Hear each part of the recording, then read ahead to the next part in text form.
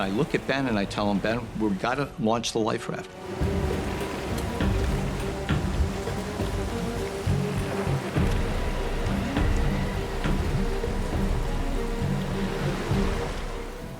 We had all the accoutrements of life that we would need, including probably 300 pounds of school books.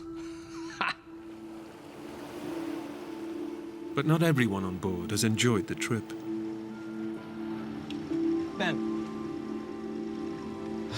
What? You want to come over here, take over? I have to. John's teenage son, Ben, has found it hard going. I wanted to go home really badly because I just missed all my friends. And I was still in contact with a lot of my friends via email. So I tell them about stuff, and I really missed them. 6 months ago, Ben discovered that his dad had extended their trip. When I found out about that, I was pretty angry. I kicked down the door, punched a little hole in the wall, and basically threw a pretty sizable fit.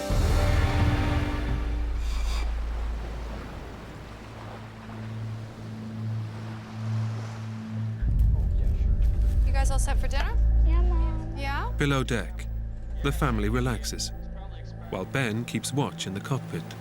1 more minute, and that's it, okay? John takes a rest, and the 3 younger children get ready for their evening meal. It's another night at sea, just like the hundreds they've spent together during their voyage. I start to hear this scraping sound.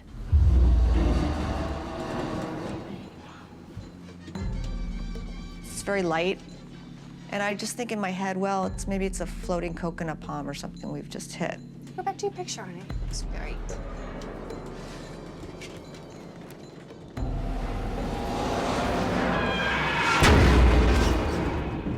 There's this sharp bang sound.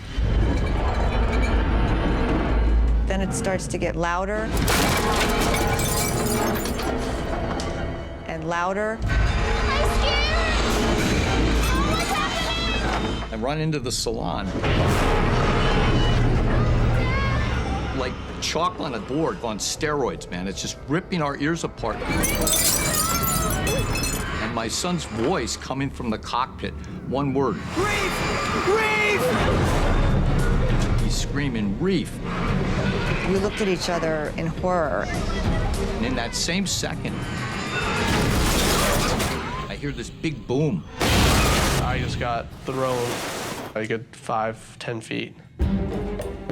The Emerald Jane has smashed into a submerged coral reef.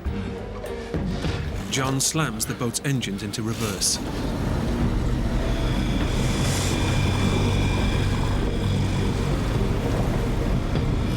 The boat grinds to a halt on the reef. But their ordeal has only just begun. In just a matter of seconds, the Silverwood's idyllic sailing trip has turned into a living hell. The Emerald Jane is being ground into a reef in the middle of the Pacific Ocean. It's a direct line to call for rescue. And my hands are shaking so hard.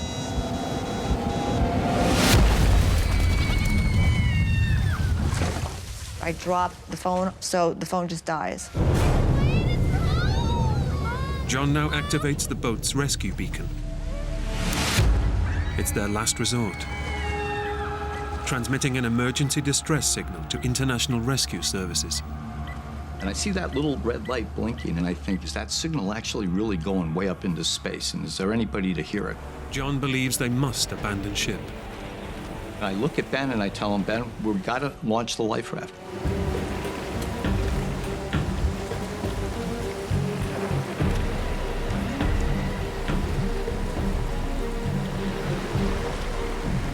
We pull the line that inflates this life raft. You never think that you're going to do it. But in the next second, you absolutely want to hear the sound of that compressed air filling that life raft.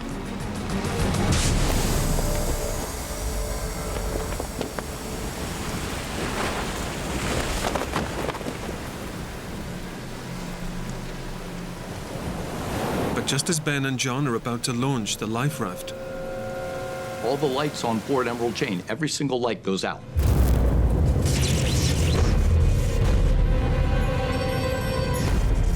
seawater has flooded the boat's batteries and cut the electricity supply. You can see anything in any direction. There's no lights. I look out, it's just pitch black. I knew we were pretty much screwed right there. One of these big waves breaks directly over the middle of the boat.